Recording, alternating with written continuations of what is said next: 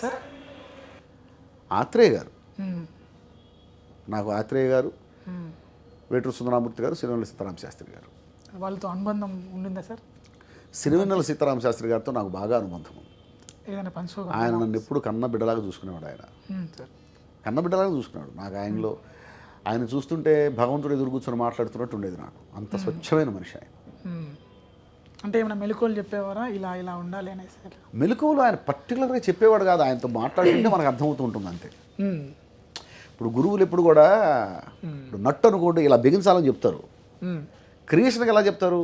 Pen ఇలా పట్టుకోవాలి ఇట్లా రాయాలని చెప్తారా? లేదు. పెన్ను ఇట్లా పట్టుకోవాలి ఇట్లా రాయాలని ఒకటో తరగతిలో చెప్తారు మనకి, అయిపోయింది. ఇక ఆ తర్వాత ఈ క్రియేషన్ అనే దాంట్లో గురువులు వాళ్ళతో పాటు జర్నీ చేస్తూ ఉంటే మనకు విషయాలు తెలుస్తుంటాయి. పర్టికులర్గా వాళ్ళు చెప్పరు. వాళ్ళతో పాటు ఒక 10 నిమిషాలు కూర్చొని వాళ్ళతో మాట్లాడుతుంటే ఏదో కొత్త విషయం మనకు తెలుస్తుంది.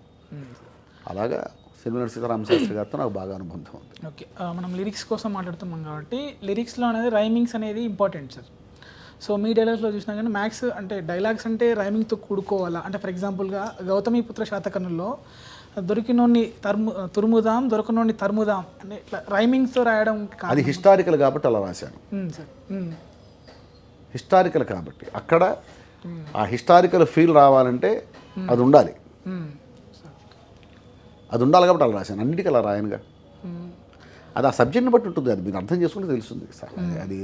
అది గౌతమిపుత్ర శాతకర్ణి హిస్టారికల్ వాడు అట్లా మాట్లాడతాడు, ఆయన అలా మాట్లాడతాడు.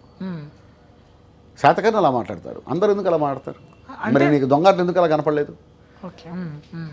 రాజుగారి గదిలో ఎందుకు అలా కనపడలేదు? అంటే ఇందులో కూడా ఉంది సార్. మీరు సర్దార్ గబ్బర్ సింగ్ కూడా చేశారు. ఇప్పుడు పొగరెక్కి తల ఎక్కినవాడు ఒకడు పుడుతూ ఉంటాడు, వాడి కోసం వాడి తల దించి ఏమంటాం, వాళ్ళ తల నరకడం కోసం నాలంటోడు పుడతాడు అంటారు. దాంట్లో కూడా రైమింగ్ ఉంటుంది కదా సార్? అంటే పర్టికులర్గా ప్రయత్నపూర్వకంగా వచ్చే రైమింగ్ వేరు, అలా వచ్చేసేది వేరు, ఫ్లోలో వచ్చేసేది.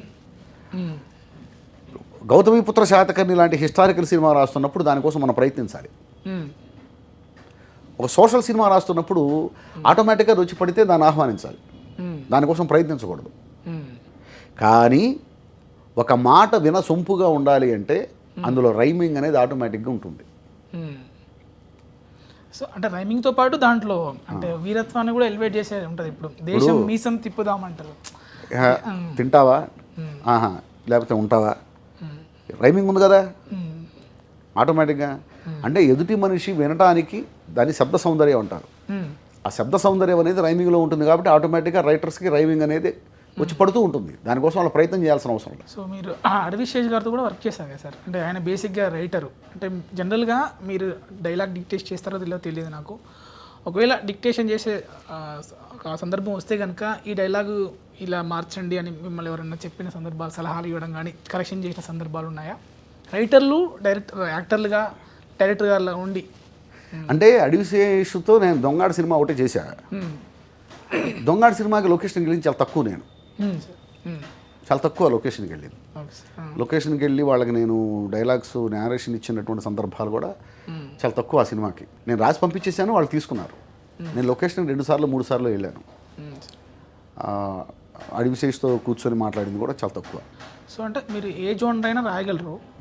ఒక్కోసారి ఎలా అంటే సార్, ఇప్పుడు కంచె విషయానికి వస్తే ఒక 2 దేశాల మధ్య యుద్ధంలో ఒక ప్రేమ కథను చొప్పించి అంటే చాలా సినిమాలు వచ్చినాయి. ఇంకా దీంట్లో ఏం రాయగలము అని అనిపించిన, అంటే ఎగ్జాంపుల్ చెప్తున్నాను, అనిపించిన సినిమాలు కానీ ప్రాజెక్ట్స్ కానీ ఉన్నాయా సార్?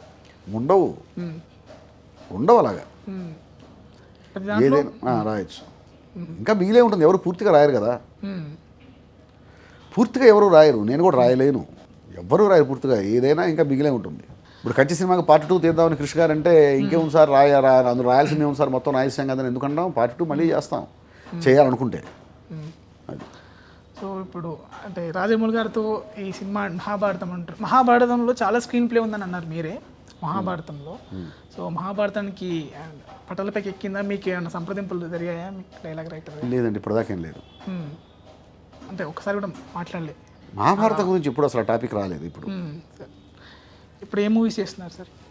ప్రస్తుతం వచ్చేసరికి మన మల్లేని గోపీచంద్ గారి డైరెక్షన్లో మైత్రి మూవీస్, పీపుల్స్ మీడియా వాళ్ళు చేస్తున్నటువంటి సన్నీ డియోల్ మూవీ ఝాట్ మ్మ్. అదొకటి జరుగుతుంది.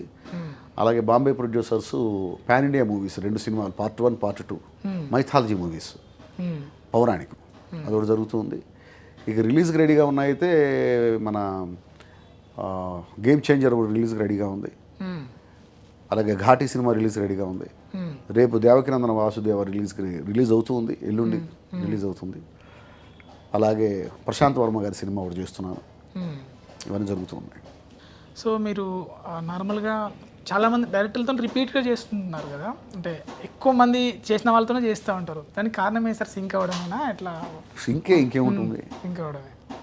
నా పని నాకు వాళ్ళకి నచ్చింది, వాళ్ళు నా చేత చేయిస్తారు. మ్మ్. 2 సబ్జెక్ట్ మీద కూడా ఉంటుంది. ఈ సబ్జెక్ట్ సాయి చేస్తే బాగుంటుంది అనుకుంటే చేస్తారు. ఒకవేళ ఈ సబ్జెక్టు అంటే ఇప్పుడు నాతో చేశారు, సినిమా బాగుంది, బాగా ఆడింది, నెక్స్ట్ ఒక సీరియస్ సబ్జెక్ట్ అనుకున్నారు, ఆ సబ్జెక్ట్ నేను కరెక్ట్ కాదనిపించవచ్చు. మ్మ్.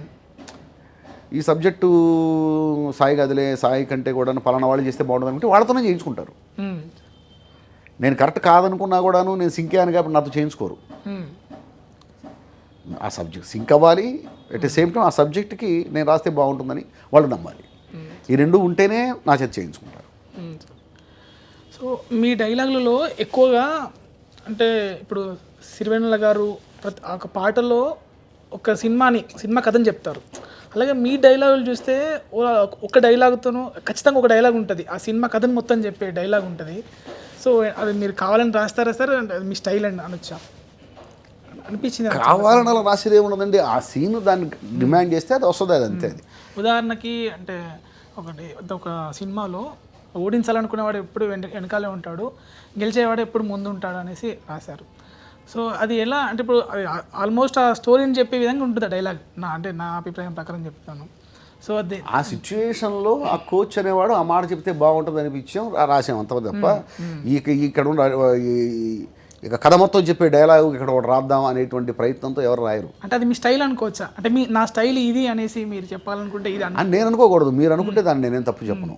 అంటే ఇప్పుడు నాది కరెక్ట్, అది నా కరెక్టే కానీ అనుకునేది. అది స్టైల్ అని మీరు అనుకున్నారు అనుకోండి, ఇది సాయి మాధవ్ స్టైల్ అని మీరు అనుకున్నారు అనుకోండి, ఓహో నిజంగా కావాలి అది నా స్టైల్ అని నేను అనుకుంటాను తప్ప అది నా స్టైల్ అని నాకు తెలియదు. సరే మీరు సినిమాలో అయితే ఎలాగా ఉంటాయో మీ డైలాగులు, నార్మల్గా మాట్లాడుతుంటే కూడా మీరు అలానే వాస్తవాలు అంతే. సార్ ఇప్పుడు ఒక స్టైల్ క్రియేట్ చేసుకుందామని ఎవరు ప్రయత్నించరు. ఒకవేళ స్టైల్ నిజంగా అది అయితే దానంతటా అది క్రియేట్ అయి ఉంటుంది తప్ప, ఇప్పుడు నాకు ఒక స్టైల్ ఉంది అనుకుందాం కాసేపు, అది దానంతటా అది క్రియేట్ అయి ఉంటుంది తప్ప నేను వాంటెడ్గా నేను క్రియేట్ చేసుకోవాలనే ప్రయత్నంలో నేను ఒక స్టైల్ని క్రియేట్ చేయలేను. నేనే కాదు, ప్రపంచంలో ఎవరు చేయలేరు. ప్రపంచంలో ఎవరు కూడా వాళ్ళకంటూ ఒక స్టైల్ని వాళ్ళు క్రియేట్ చేసుకోలేరు. ఇన్బిల్ట్ వాళ్ళకుంది, ఒక స్టైల్గా బయటకు వస్తుంది, అది ఎదుటి వాళ్ళు గుర్తిస్తే అది స్టైల్ అవుతుంది. ఎదుటి వాళ్ళు గుర్తిస్తే ఆయనకు పలానా వాళ్ళు ఇది స్టైల్ ఉంది అనేది, అది వాడికి తెలియదు, వాడు వచ్చి నాకు చెప్తే తెలుస్తుంది. అదే ఇన్బిల్ట్ అంటే అడుగుతున్నాను సార్. ఇది గోపాలలో ఒక డైలాగ్ ఉంటుంది, నమ్మినోని మోసం చేయడం తప్పు కాదురా, మోసాన్ని నమ్మడం తప్పు అని. అంతే కదా, నిజమే కదా, అది నా స్టైల్ ఏముంది, వాస్తవం అది. జనరల్గా మీరు కూడా అలానే మాట్లాడుతుంటారు. ఇప్పుడు నేను మాట్లాడుతుంటే ప్రతిదానికి నాకు సమాధానం అలానే దాంట్లోనే వాస్తవం అంటాను సార్.